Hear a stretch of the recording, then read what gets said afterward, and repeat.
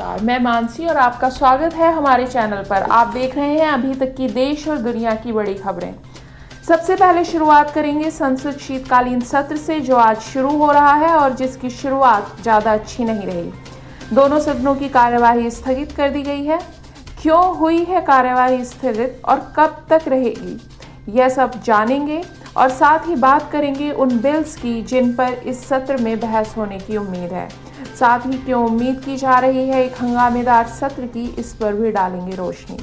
फिर बात करेंगे संभल में हुए दंगों की और उस पर आ रही राजनीतिक प्रतिक्रिया की। बदायूं में मारे गए हैं 3 लोग सड़क दुर्घटना में, लेकिन गूगल मैप्स को ठहराया जा रहा है जिम्मेदार। क्यों, इस पर भी करेंगे बात। साथ ही बात करेंगे आपराधिक घटनाओं की, जिनमें शामिल हैं नोएडा में डिजिटल अरेस्ट और अंडमान में एक ड्रग्स के रैकेट का पकड़ा जाना। संसद का शीतकालीन सत्र 25 नवंबर से शुरू हुआ है और लोकसभा और राज्यसभा दोनों की कार्यवाही को स्थगित कर दिया गया विपक्ष के विरोध प्रदर्शन के कारण। विपक्ष के 2 मुख्य मुद्दे हैं जिनके ऊपर विपक्ष विरोध प्रदर्शन कर रहा है।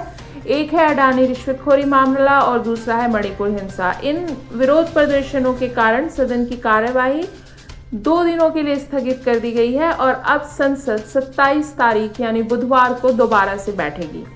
26 तारीख यानी मंगलवार को संविधान दिवस होने के कारण कोई सेशन नहीं होगा। विपक्ष का कहना है कि अडानी समूह द्वारा कथित रूप से भारतीय सरकार से अनुकूल पावर सप्लाई डील्स प्राप्त करने के लिए रिश्वत देने के आरोपों के ऊपर विस्तृत बहस होनी चाहिए। यह मुद्दा इस समय इसलिए जोर पकड़ रहा है क्योंकि अमेरिकी अभियोजकों ने गौतम अडानी और अन्य लोगों के ऊपर धोखाधड़ी का आरोप लगाया है। हालांकि अडानी समूह ने इन बातों को बेसलेस करार दिया है। कांग्रेस अध्यक्ष मल्लिकार्जुन खड़गे ने इस पर एक विस्तृत बहस की आवश्यकता को प्रमुखता से राज्यसभा में उठाया है। उन्होंने कहा है कि यह विवाद भारत की वैश्विक छवि को नुकसान पहुंचा सकता है और एक स्वस्थ बाजार प्रतिस्पर्धा समय की मांग है।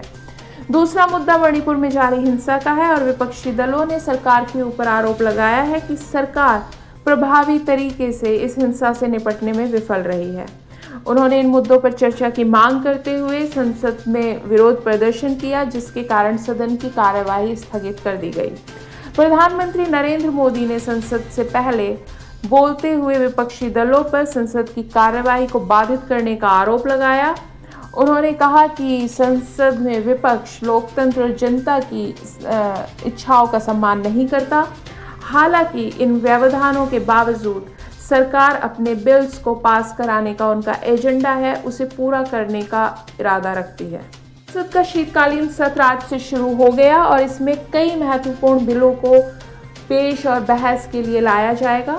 प्रमुख बिलों में वक्फ बिल, भारतीय वायुसेना बिल, आपदा प्रबंधन संशोधन बिल शामिल है और इसके साथ ही बैंकों, रेलवे और तेल क्षेत्र से संबंधित अन्य बिल भी हैं। यह सत्र 20 दिसंबर तक चलेगा और विपक्षी दल, जिनका नेतृत्व इंडिया गठबंधन कर रहा है, इस दौरान कई मुद्दों को उठाने की इच्छा रखता है। इन मुद्दों में मणिपुर में हिंसा, बेरोजगारी, उत्तर भारत में एयर पॉल्यूशन और अडानी घोटाले के आरोप शामिल हैं। कांग्रेस ने अडानी मामले पर चर्चा की खास तौर से मांग की है क्योंकि अमेरिका में हाल ही में अडानी के ऊपर आरोप लगाए गए हैं कि उन्होंने सोलर पावर प्रोजेक्ट हासिल करने के लिए भारत में रिश्वत दी है। कांग्रेस ने सरकार की चुप्पी पर चिंता जताई है और उनका कहना है कि यह विवाद भारत की वैश्विक प्रतिष्ठा को चोट पहुंचा रहा है। वहीं सरकार ने सभी दलों के नेताओं के साथ बैठक के बाद संसद के सुचारू संचालन के लिए सहयोग की अपील की है। इस सेशन में 1 नेशन 1 इलेक्शन का बिल भी आ सकता है, जो कि काफी चर्चाओं में रहा है। उत्तर प्रदेश के संभल जिले में 24 नवंबर 2024 को शाही जामा मस्जिद के सर्वे को लेकर हिंसा भड़क उठी और इसमें 3 लोगों की मौत हो गई है, 20 से ज्यादा लोग घायल हैं।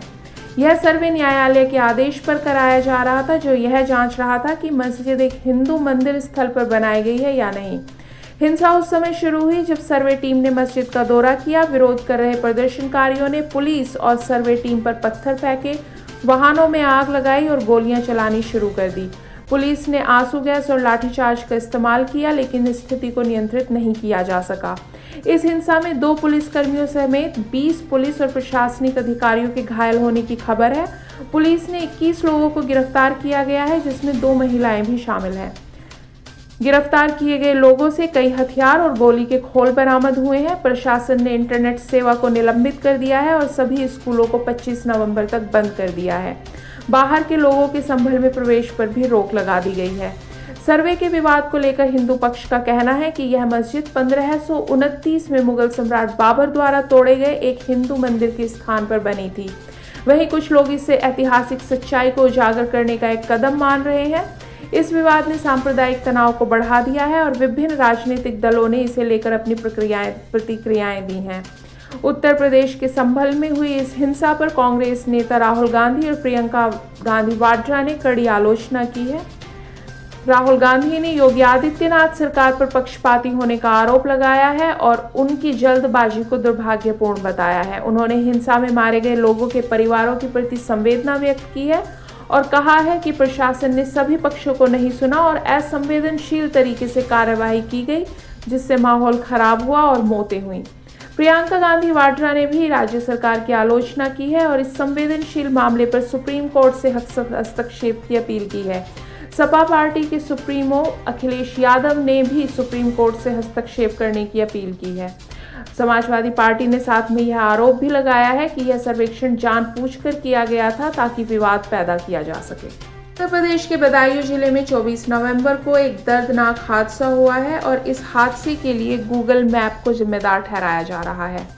यह हादसा जब हुआ जब गूगल मैप्स की गलत दिशा निर्देश के कारण एक कार पुल से गिरकर रामगंगा नदी में गिर गई और इससे 3 लोगों की मौत हो गई। मृतकों में 2 भाई विवेक और अमित शामिल थे, जो बरेली से डाटगंज शादी में शामिल होने जा रहे थे।